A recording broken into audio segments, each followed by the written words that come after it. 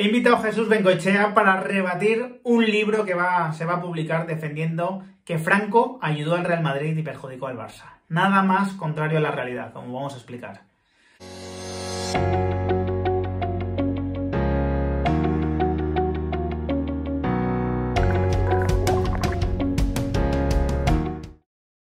Muy buenas a todos, ¿qué tal esa idea tan manida de que Franco contribuyó a la grandeza del Real Madrid y mientras perjudicaba al Barça? Lo vamos a rebatir Jesús y yo porque es muy fácil. Realmente van a bastar una serie de datos y anécdotas que creo que os van a gustar mucho para hacerlo así, ¿no? Por otro lado, os quiero recordar, esta noche hay directo con Marcos López en YouTube, a las 10 de la noche. Directo a las 10 de la noche. Vamos a sortear 25 libros de que baje Dios y lo explique. O sea que si queréis un libro dedicado, yo os recomiendo que veáis el directo y si no podéis ver el directo porque es imposible, que veáis el vídeo al día siguiente publicado. Creo que os va a merecer la pena y que os va a gustar mucho. Así que os dejo la charla con Jesús. Bueno, como os decía, hoy tengo una sesión particular con mi amigo Jesús Bengoechea, porque la verdad es que yo creo que nos escandalizamos juntos, ¿no? Y al mismo tiempo, cuando en el grupo de la Galerna compartió uno de los galernautas una noticia de Mundo Deportivo anunciando un libro un poco particular. No voy a decir ni el nombre porque no me acuerdo, la verdad, del nombre, pero porque es algo que precisamente no quiero difundir tampoco. Pero vamos, era un libro, digamos, que trazaba, ¿no? Traza una teoría que básicamente se basa en que el Real Madrid fue un equipo ayudado completamente por Franco y el Barça al mismo tiempo era perjudicado por Franco. Y claro, me traigo a Jesús, que es la persona perfecta para rebatir esto. ¿Qué tal, Jesús, lo primero? ¿Qué tal, Ramón? Pues mira, no soy la persona perfecta, pero sí que trabajé durante mucho tiempo con la persona perfecta para rebatir esto, que era Antonio Escotado. Para aquellos seguidores tuyos que no lo conozcan, porque en Latinoamérica, sobre todo, que tú tienes muchos seguidores allí, Antonio Escotado es menos conocido que en España, pues es el gran sabio y el gran historiador de la realidad española, el gran intelectual yo diría, del último medio siglo en España, ¿no? Yo tuve la inmensa fortuna de trabajar con él en un libro sobre el Real Madrid, que se llama La Forja de la Gloria, ¿no? En ese libro, tanto Antonio como yo, pero sobre todo Antonio, que es aquí el importante, porque estamos hablando de uno de los cerebros más importantes de la historia de España, pues desacreditó, un poco con mi ayuda, todo ese estereotipo tópico, mentira, fraude de la presunta ayuda del franquismo al Real Madrid.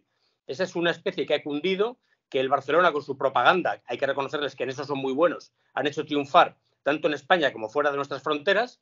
Yo sé que incluso muchos culés latinoamericanos manejan eso como un lugar común, que el Madrid es el equipo de Franco, pero vamos, tú y yo sabemos, y si quieres entramos un poco en detalle, que no hay nada más falso que esa idea. Es decir, ni Franco, o sea, ni Bernabéu era franquista, ni Franco era madridista, ni el régimen franquista hizo absolutamente nada por ayudar al Real Madrid, nunca. Más bien al contrario. Yo te puedo contar miles de cosas sobre el asunto. No sé si quieres dirigirme o si no, yo me lanzo, porque vamos. Como estoy indignado porque saquen otro libro más de esto, como si no se hubieran aprendido ya la lección. Pero ¿sabes qué pasa aquí, Ramón? Que les da igual. Les da igual la verdad. O sea, vivimos en la época de la posverdad y el culerío es un gran amante de la posverdad. No le importa que sea verdad o mentira. Y de hecho, discutiendo de esto en Twitter el otro día, puse un tuit yo en relación a lo indignado que estaba con la aparición de este libro, ¿no? Y me contestaron con miles de insultos, un montón de seguidores del Barcelona, ¿no? Y uno de ellos me dijo, es que me pareció muy significativo, bueno, si el régimen franquista apoyaba al Madrid, que sea verdad o no es lo de menos. No importa que sea verdad o mentira. Vais a seguir toda la vida con el peso de ese estigma. Y yo le decía, muy bien, te da igual que sea verdad o mentira, ¿no? Pues es que estamos ahí. Es que es mentira. Es decir, es que es mentira, directamente, ¿no? Y podemos entrar por donde quieras, Ramón. No sé si tú si quieres. Porque estamos en una sociedad, Jesús, donde se ha perdido el valor de la realidad. O sea, la realidad es algo que ya carece de sentido si no obedece o si no te ayuda el relato que a ti te interesa, ¿no? Entonces, es así, ¿no? A mí me da mucha pena que este vídeo sea necesario, pero creo que es necesario Porque La Forja de la Gloria, que es un libro que yo he recomendado en el canal, ¿no? Lógicamente, te entrevisté, charlamos sobre el libro en su Sí. momento. Y que más allá, ¿no? De, por supuesto, ¿no? La presencia de Escotado que le da una categoría tremenda al libro, pues también la tuya, por supuesto, ¿no? Porque creo que puntualizas muy bien, ¿no? Lo que hay que puntualizar. Al margen de eso, aparte de que es un libro que yo creo que tendría que ser absolutamente difundido, que creo, ¿no? Creo que el propio club, el Real Madrid, por mucho que a lo mejor pese la sombra de Escotado, ¿no? De lo que ha ocurrido con Escotado, creo que el club tendría que ser el primero, ¿no? El primero en que difundiese ese libro. Más allá de eso, este es un tema que sale recurrentemente. Insisto, no quiero ni saber cómo se llama ese libro, ¿no? Sí que vi la noticia del Mundo Deportivo donde claramente, ¿no? Ya te están preparando para la que se viene, ¿no? Lo que se viene básicamente es volver a justificar absolutamente todos los males del Barcelona por Franco, ¿no? Y todos los bienes del Real Madrid por el caudillo, ¿no? Entonces no sé por dónde, no sé por dónde quieres empezar. Podemos empezar, quizás, si quieres, por un tema muy evidente, ¿no? Una dictadura, normalmente, cuando más dura es, ¿no? Cuando más dictadura es al principio, que es cuando más tiene que atemorizar, Claro. es cuando más se tiene que imponer. ¿Qué ocurrió con el Real Madrid durante esos primeros 14 años, por ejemplo, ¿no? Del 39, si no me equivoco, al 53. Claro, Franco gana la guerra en el 39 y hasta el 53, en todos esos años, el Real Madrid únicamente gana dos copas de España. En todos esos años, mientras que el Barcelona, el Athletic de Bilbao, se hartaban a ganar títulos de Liga, títulos de Copa, el Real Madrid gana dos títulos. Si Franco era madridista y si Franco apoyó al Real Madrid, muy poco, por no decir nada, se notó en cuanto a cosecha de títulos en esos años. ¿Qué sucede en el año 53-54? Empiezan a cambiar las tornas. Pero claro, eso coincide con la llegada al Real Madrid de Alfredo Di Stéfano, de Paco Gento, de Copa, de Héctor Rial, de Pepe Santamaría. A ver si va a ser que era por eso, ¿no? Por otro lado, lo que el Real Madrid empieza a ganar en esos años son todas las Copas de Europa, que gana cinco Copas de Europa consecutivas. La pregunta es que se cae por su propio peso. ¿Qué peso tenía Franco en Europa en los años 50? Absolutamente ninguno. Era un régimen absolutamente marginado y marginal, autárquico, que no tenía nada que ver con Europa. Por tanto, ¿qué ayuda pudo suponer Franco para las 5 Copas de Europa consecutivas del Real Madrid en los años 50? Absolutamente ninguna. La falacia se cae por su propio peso. Ramón, Es que es una cosa de locos, ¿no? O sea, es de éramos una locos. dictadura, estábamos al margen de Europa, pero el Madrid, vamos, no. Di Stéfano metía goles y Gento pegaba esas carreras porque Franco mandaba mucho en Europa, ¿no? Es que Sí, sí. se cae solo la teoría, ¿no? Desde luego. Pero es que además el Real Madrid, por circunstancias, fue uno de los equipos más golpeados por la República, ¿no? Lo contéis también en el libro. Es un equipo que antes de. O sea, por la República no, perdón, por la Guerra Civil. En la República, durante la República, el Madrid tiene un equipazo, tiene un auténtico equipazo. Y bueno, es un equipo que apunta a ganar muchas cosas, ¿no? La Eso guerra es. le destroza completamente porque Madrid es uno de los sitios que más sufre la guerra. Hay jugadores que desaparecen o que quedan directamente tullidos. Y el Real Madrid, de hecho, lo pasa realmente mal para mantener la categoría en uno de esos años, ¿no? Uno de los años que vuelve. Eh, Incluso comentabais, ¿no? Creo que los estatutos del club son salvados de milagro, ¿no? Toda la historia del Real Madrid en la guerra es como para escribir un libro solamente sobre eso, que se hará en su momento. Pero yo creo que vale la pena detenernos un poquito más en lo que sucede justo al acabar la guerra, ¿no? Porque lo que sucede justo al acabar la guerra es que el Real Madrid es identificado por Franco como un nido de rojos.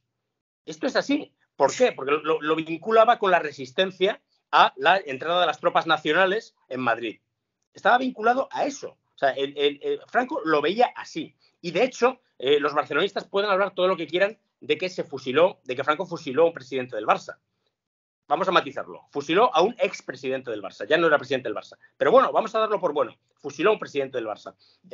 Es que Franco también fusiló a un presidente del Real Madrid, que era el coronel Ortega, que estaba allí como presidente del Madrid, era un coronel de la República, porque el Bernabéu y el club había sido incautado por la República, y el presidente Ortega es fusilado por el Real Madrid. Y el anterior presidente del Real Madrid, que es Sánchez Guerra, también no fue fusilado, se le perdonó la vida, pero pasó muchos años en prisión. O sea, Franco encarceló a un presidente del Madrid y fusiló a otro presidente del Madrid. Que no nos vengan con historias. Que no nos Claro, vengan con historias, porque es que te tienes que reír. Y al final ya saltas. Porque no, el Madrid fue tan perjudicado por el franquismo, especialmente por el franquismo inicial, como lo fue el Barcelona, o mucho más.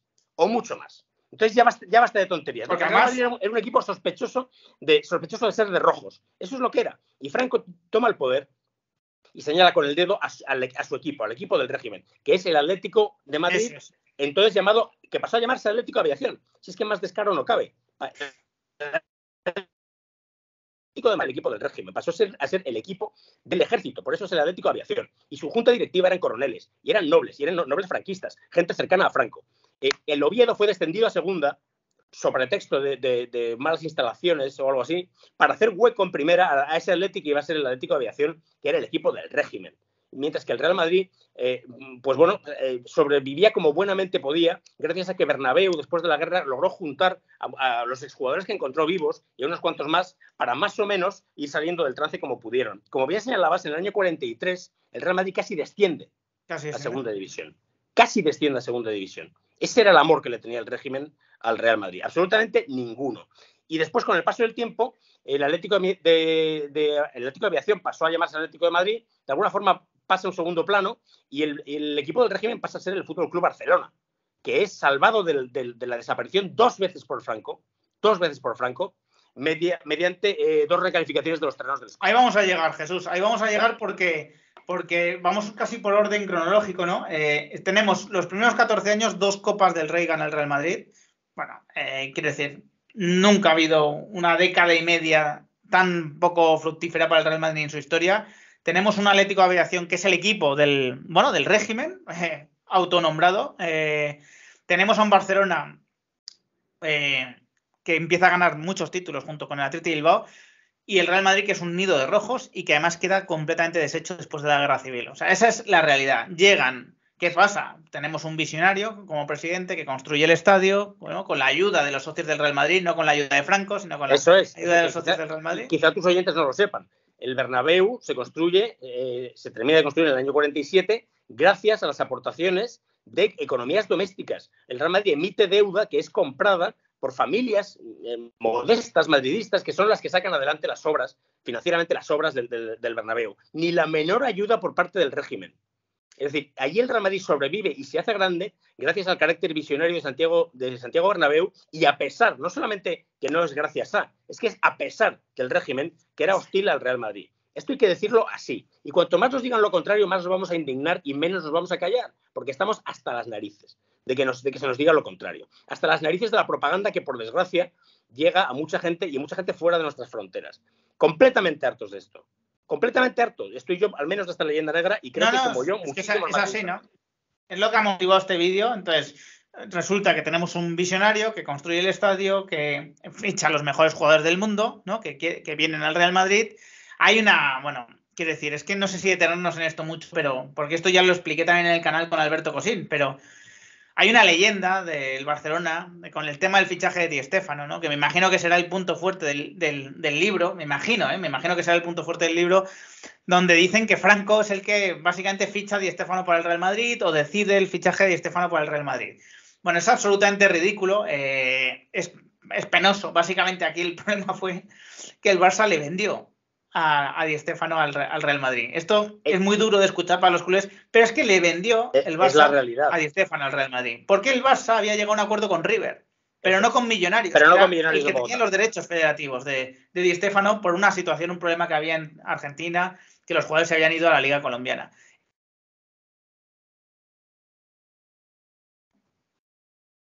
Te he perdido en tu momento. Sí, pero ahora vuelve a estar. Así vale. Sí. Y el Real Madrid había llegado a un acuerdo con Millonarios. Y el Barça es verdad que llega a tener a Di Stéfano. Pero la UEFA, cuando tiene que intermediar en este asunto, dice, oye, uno ha llegado a un acuerdo con uno, otro ha llegado a un acuerdo con otro, póngase usted de acuerdo Barcelona con Millonarios, páguele lo que pide a Millonarios y tiene al jugador. El Barça no llega al acuerdo, el Madrid va viendo que cada vez tiene más oportunidad de hacerlo y acaba el Barça vendiéndole los derechos de Di Stéfano al Real Madrid. Es que esto no te lo va a decir ningún culé que defienda esta teoría tan extraña que tienen con lo de Franco, ¿no? Ni más ni menos, con la característica visión de futuro que siempre ha caracterizado a los dirigentes culés, que son los mismos que años después dirían que no querían entrar en lo de la Copa de Europa porque eso era una tontería y un mal negocio, ¿no? Que el Barcelona no quiso entrar inicialmente en la Copa de Europa, ¿no? Vamos, es que es todo así. O sea, la leyenda de lo de Di Stéfano son todo leyendas negras puestas una encima de la otra de manera grosera y que no resisten el menor análisis histórico medianamente serio, ¿no? Pero sí es que hay una cosa que está muy clara. Aquí hay dos clubes, el Real Madrid y el Barcelona, un caudillo, un dictador. O sea, para medir quién se portó bien o con cuál de los dos equipos se portó bien el caudillo, podremos acudir a las distinciones que esos clubes dieron al caudillo, ¿no? Supongo que ese es un buen parámetro. Debería ser objetivo eso, ¿no? Oye, es un buen parámetro para saber qué tal era la relación entre ambos. El Real Madrid jamás condecoró al caudillo, jamás le dio ninguna condecoración, ninguna insignia, nada parecido. El Barcelona le puso la insignia de oro y brillantes al caudillo 2 veces y le dio otras cinco distinciones aparte, ¿no? El libro de oro de no sé qué, el tal, bueno, no lo tengo aquí a mano, pero vamos, eso se ve en una vista que Franco eran. Rápida. Pero sería con motivo, Jesús, ¿no? Me imagino. Claro, porque Franco ayudó al Barcelona. Claro, Franco las recalificaciones. Permitió la recalificación de los terrenos del Scores que salvó al Barcelona de la ruina. Sin Franco, el Barcelona no existiría, habría desaparecido en los años 40. Si es que esta es la cruda realidad. Si Franco se portó bien con alguien, fue con el Barcelona, no con el Real Madrid en absoluto. El Real Madrid le estuvo negando favores todo el tiempo. Por eso el Real Madrid nunca distinguió a Franco con su insignia y el Barcelona le dio 7 distinciones, 7 al caudillo a lo largo de los años, mientras duró la dictadura. Entonces, pero vamos a ver, es que hay que tener la cara de cemento armado para seguir manteniendo el asunto este del franquismo del madridismo de Franco. Ni al principio, como hemos dicho, ni al final ayudó nada Franco al madridismo. De hecho, el tardofranquismo negó a Santiago Bernabéu la posibilidad de construir un estadio en las afueras, que es lo que quería hacer Bernabéu. Y uno de los últimos ministros de Franco, ese permiso a Santiago Bernabéu, cuando todavía estábamos con el franquismo, pero en los últimos años 74, si no recuerdo mal, lo cual fue mortal para Bernabéu. Eso le supuso un golpe moral muy grande, ¿no? No se encuentra nada, no se sostiene bajo ningún punto de vista y no hay ningún dato que respalde el apoyo del régimen al Real Madrid. Ahora también, claro, lo que es evidente es que el Real Madrid tuvo que convivir con el franquismo. Entonces, alguien sacará una foto donde salen los jugadores, Gento, Di Stéfano y todos estos, con las copas de Europa y con la bandera de España, que lógicamente tenía el escudo de la época, que era el escudo de la famosa águila. Bueno, es que eso era inevitable. Pero no siempre convivió también, porque recuerda a quién se expulsó del palco del Bernabéu, que no pudo volver a entrar. Hay muchas historias que de alguna forma refrendan lo de que Bernabéu no era un hombre del régimen, era un hombre que tuvo que convivir con el franquismo como todo el mundo. Es verdad que luchó en la guerra civil en el bando nacional porque le pilló allí, porque la guerra civil fue como fue, pero Bernabéu públicamente y durante la dictadura dijo que se arrepentía de haber luchado en el bando nacional porque no le convencía para nada el régimen. Bernabéu era lo más lejano a un franquista que te puedas imaginar, era un monárquico conservador que si luchó con Franco fue porque pensaba que no sé si estás ahí, ¿te había perdido? Sí. Sí, vale. Bernabéu pensaba que se restablecería la monarquía al término de la guerra y no fue así. Y Bernabéu lo que era un monárquico. Entonces tuvo muchos gestos contestatarios con el régimen. Era un personaje incómodo para Franco, profundamente incómodo para Franco. Franco se subió al vagón del triunfo cuando el Madrid empezó a conquistar Copa de Europa tras Copa de Europa. Pero Bernabéu nunca dejó de ser un grano en el culo de Franco. Esta es la realidad. Lo que me comentabas de Millán Astray. Millán Astray, para aquellos que no lo sepan, era un general muy importante durante el franquismo, el fundador de la Legión, que es un arma del ejército español muy vinculado al franquismo en su momento, que asistió a Santiago Bernabéu a un partido en el palco presidencial y, según parece, se propasó con una mujer en el palco, parece ser que con la mujer de un diplomático, debía estar borracho Millán Astray, no sabemos bien. El hecho es que Bernabéu le expulsó del palco del estadio. Por muchos intentos que hizo el régimen para que volviera Millán Astray, Bernabéu jamás permitió que aquel hombre, que era uno de los generales más importantes del franquismo, pudiera volver a entrar en el estadio. Jamás lo permitió. Con eso está todo dicho. Pero es que hay muchas más cosas, Ramón. Si me permites, cuento algunas más que van a sorprender a tu audiencia, porque esto no se sabe, estas cosas no se publican. En el año 55, el Madrid va a jugar fuera de Madrid su primer eliminatorio de Copa Europa, con la Copa Europa recién creada. Y va a jugar a Suiza, que iban a jugar contra el Servette, si no recuerdo mal. Sí. En Suiza estaba la familia real española en el exilio. O sea, enemigos del franquismo. Y Bernabéu, que era monárquico, se lleva todo el equipo a una recepción con la familia real española en el exilio, con don Juan de Borbón, con don Juan Carlos, que era un niño por entonces, y se hacen unas fotos, y eso, imagínate cómo sentó en el régimen. Claro. Sentó fatal en el régimen. Era todo así, tenía un montón de gestos contestatarios con el.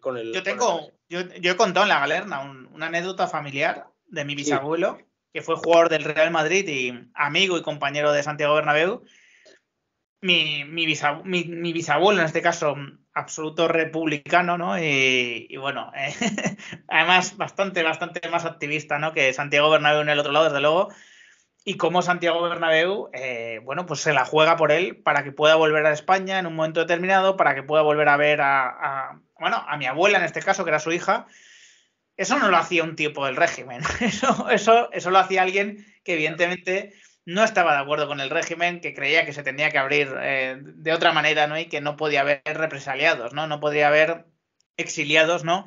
Por el tema del régimen, ¿no? Así que, vamos, hay muchas anécdotas que seguro que puedes contar que refrendan, ya no que el Franco no ayudó al Real Madrid, sino que además el Real Madrid, y encarnado en este caso en Santiago Bernabéu, no era para nada favorable al régimen, no era para nada franquista.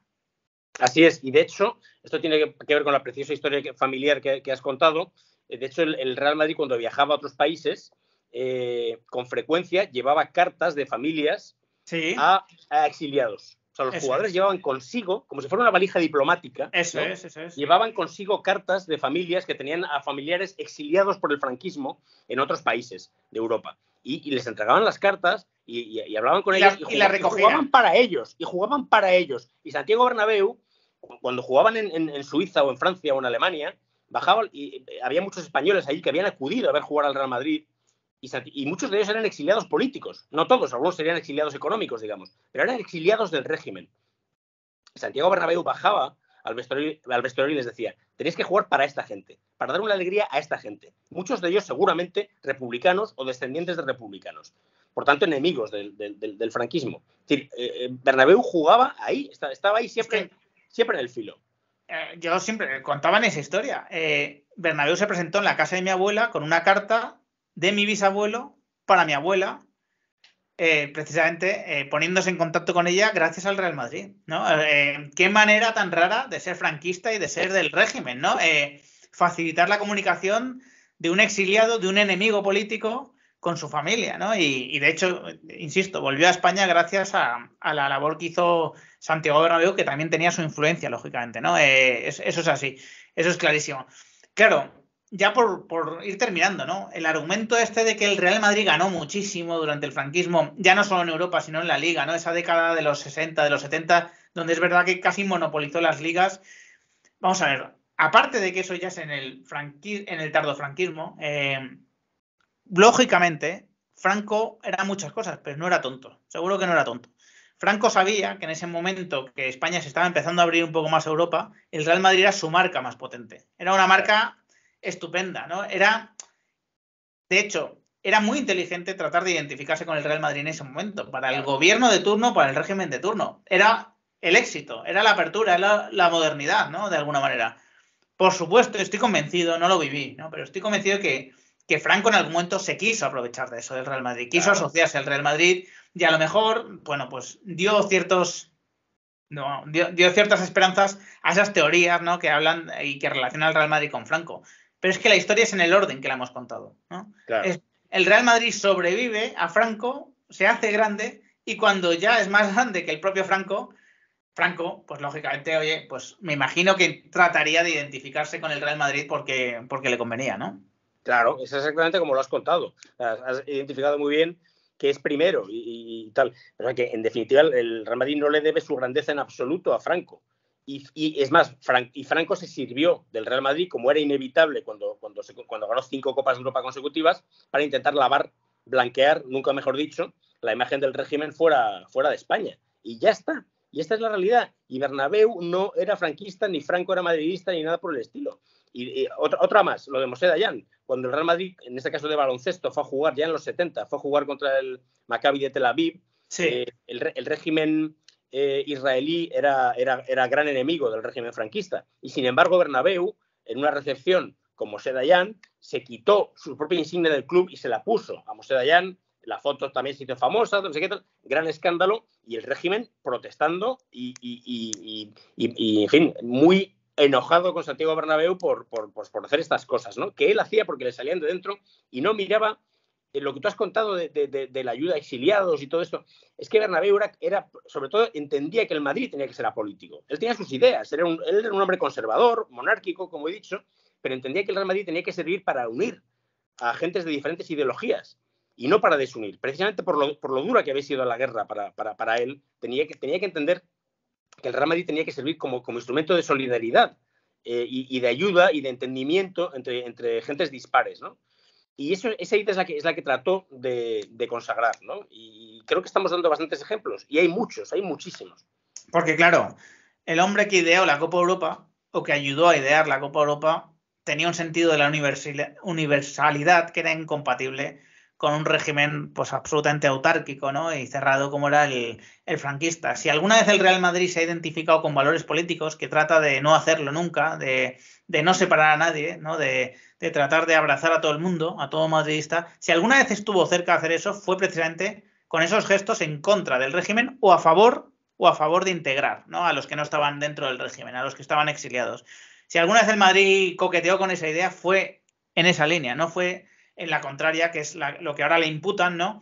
Y bueno, ya sabemos que es un relato muy fácil de contar, identificar a Franco con el Real Madrid. Yo creo que es un relato que ha hecho mucho daño, que ha hecho mucho antimadridismo, porque hay muchos incautos que no conocen la historia real, ¿no? Que digamos que, bueno, pues que están recién llegados al mundo muchas veces y que crecen con esa idea, que hay desgraciadamente una cadena muy grande en el mundo como es ESPN, que en la parte latinoamericana ha alimentado muchas veces esa idea y hace mucho daño.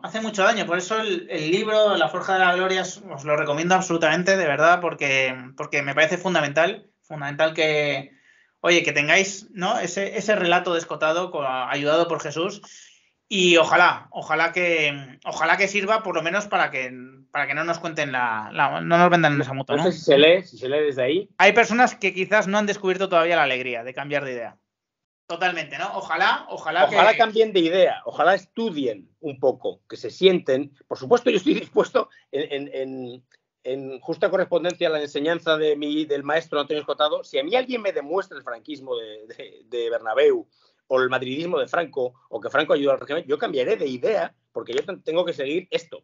Claro. Pero yo pido a los que están al otro lado que cambien de idea de una vez, porque es una idea que es una falsedad descomunal. El propio Escotado sería incapaz de defender una idea en la que no crea. O sea, exacto. Quiere decir, era imposible, ¿no? Era imposible para él porque era, bueno, pues un tipo que, digamos que ponía la racionalidad, ¿no? Y la razón, pues por encima de muchas cosas, ¿no?